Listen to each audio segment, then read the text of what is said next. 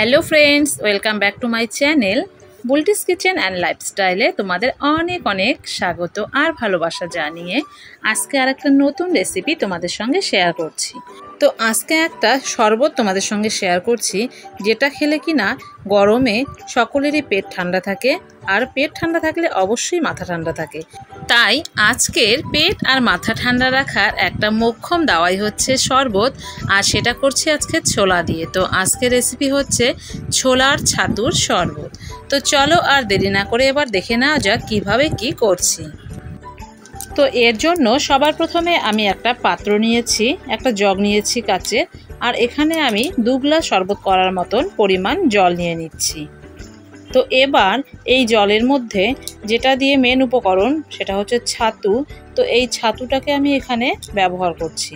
আমি এখানে 4 চামচের মতন বড় চামচ দিয়ে 4 চামচ মতো ছাতু নিয়েছি।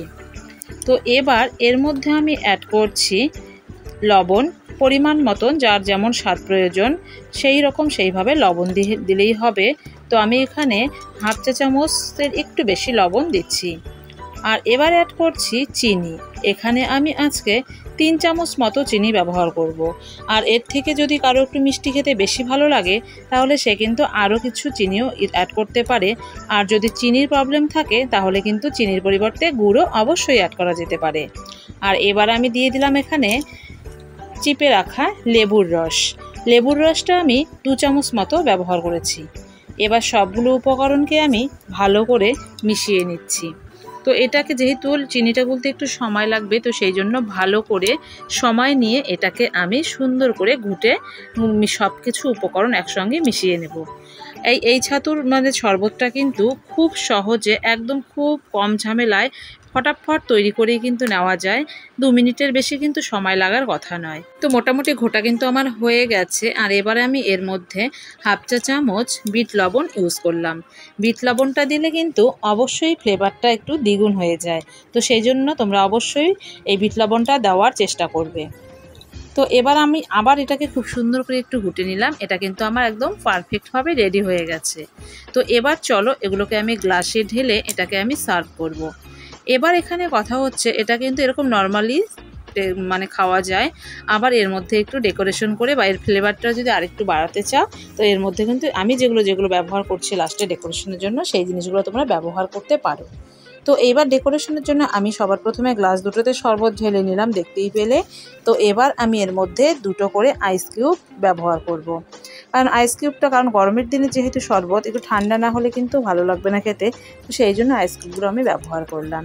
তো আইস কিউব দেওয়া হয়ে গেল। এবার আমি এর মধ্যে কাজু গুঁড়ো করে রেখেছিলাম, সেই কাজু একটু গুঁড়ো ওপর দিয়ে একটু ছিটিয়ে দিলাম। এই যে কাজুটা দেওয়াতে কিন্তু ফ্লেভারটা কিন্তু আরেকটু আসবে।